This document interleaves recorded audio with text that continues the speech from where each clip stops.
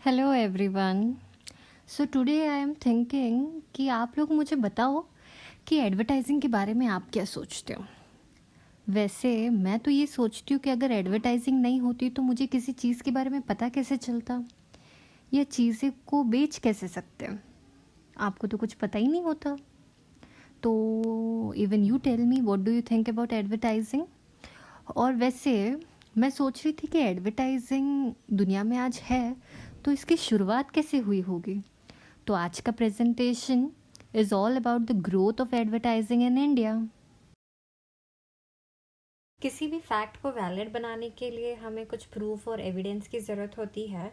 So the same way advertisement had some historical evidence that supports the fact that advertising had a prominent place in the human life in India during the 16th century.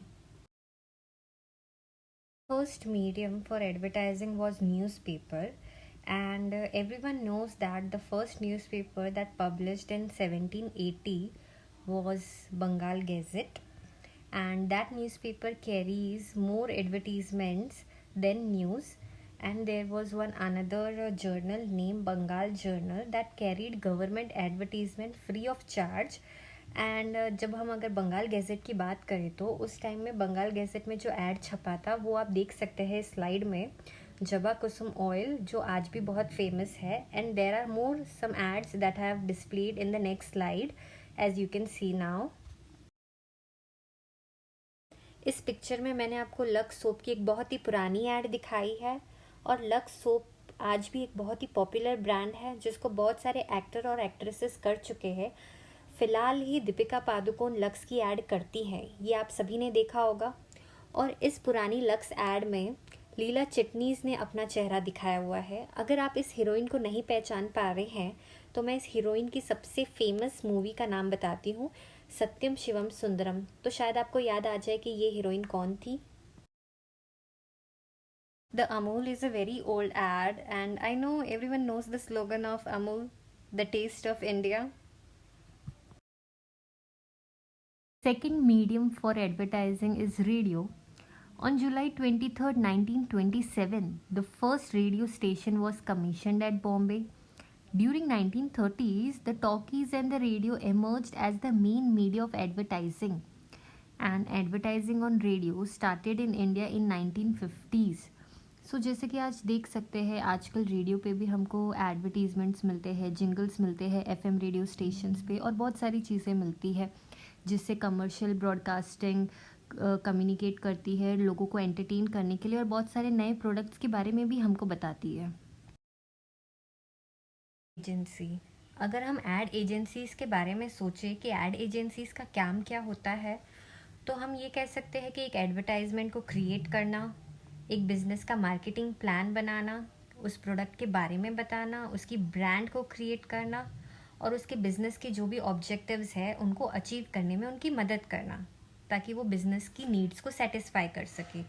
और यह ad agencies 1928 में established हुई थी first for India, और उसका नाम था national advertising service, और जो स्टार्ट हुई थी JW थॉमसन की वजह से। और उस एडवर्टाइजमेंट का नाम आज चेंज होकर वो HTA के नाम से जाना जाता है। Advertising bodies, these are related to the government associations, so they are to curb misleading and objectionable advertisement in the respective sectors. The business community in India gave limited importance to advertising before independence. Its importance started increasing only after the Second World War. The Advertising Agency Association of India was established in September 1945. The Audit Bureau of Circulation started functioning in 1948, and in 1956 the first ad club was established in Calcutta, followed by the second one in Bombay. Television, हालांकि सब लोग TV भी बोलते हैं, तो आपने कई बार TVs पे बहुत सारी एड्स देखी होंगी, हालांकि कई बार नहीं बहुत बार देखी होंगी। जब आप अपना फेवरेट सीरियल या न्यूज़ देख रहे होंगे, बीच में ब्रेक आ जाता होगा, कोई प्रोडक्ट के बारे में बताते होंगे और आपको लगता होगा कि ये एडवर्टीज़मेंट्स हर थोड़ी टाइम में क्यों आ जाती है। पर ये एक इनकी स्ट्रैटेजी है ताकि कि लोगों को किसी प्रोडक्ट को बार बार दिखाया जाए और फिर लोगों को बोलते हैं ना, जो चीज़ हम बार बार देखते हैं उसको फिर लेने की डिज़ायर आ जाती है। इसी तरीके से एडवर्टीज़मेंट्स भी टीवी पर दिखाई जाती है। और जब हम टीवी की बात करते हैं तो टीवी इंडिया में 15 सितंबर 1959 को आया था, और इसका जो फर्स्ट कमर्शियल जो ट्रांसमिट हुआ था वो 1 जनवरी 1976 में हुआ था। तो आज के टाइम पे हमारे पास बहुत सारे चैनल्स है, जी है, कलर्स है, स्टार है, सोनी है, बहुत सारे हैं। तो एड्स हर चैनल पे आती है और हर चैनल पे एक ही टाइम पे आ जाती है। तो हम अगर चैनल स्विच भी करेंगे तो हमको हर बार हर चैनल पे अलग अलग एड्स दिखती है ना। मुझे भी दिखती है।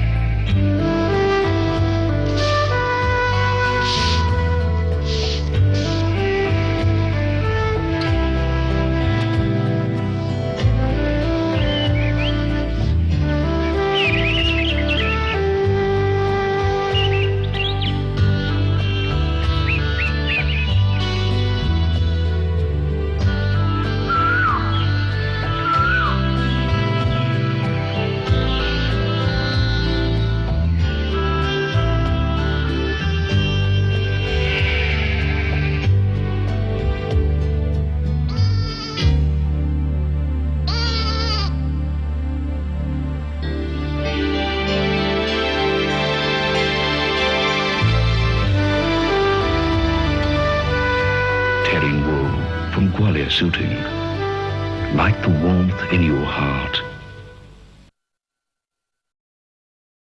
This is the video of the first ad that was displayed on TV.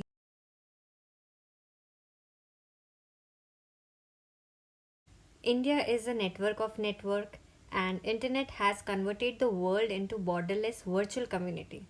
So now when you listen to the word virtual community का मतलब ये होता है कि एक कम्युनिटी के जो लोग हैं वो इंटरनेट पे अपनी फीलिंग्स, अपने आइडियाज़, अपने थॉट्स को शेयर करते हैं, उनको हम वर्चुअल कम्युनिटी कहते हैं। एंड इंटरनेट आज के टाइम पे सभी लोग चलाते हैं। तो जब भी कोई अपन वेबसाइट खोलते हैं या कुछ वीडियोस देखते हैं तो साइड में बार लिंक्स में बहुत सारी एड्स डिस्प्लेस होती है, पॉपअप होती रहती है बार बार। तो आप सभी ने देखा होगा। तो इंटरनेट भी एक मीडियम है जहाँ पे एडवर्टीजमेंट्स शो होती है। The question of the day, who has often been called the father of advertising? Option A David Ogilvy, option B Philip Kotler, option C Edward Bernays, option D Alyque Padamsee. The correct answer is option A, David Ogilvy. This is an additional information about Alique Padmase. He was known as the grandfather of Indian advertising, and the Advertising Club of Mumbai awarded him the Advertising Men of the Century.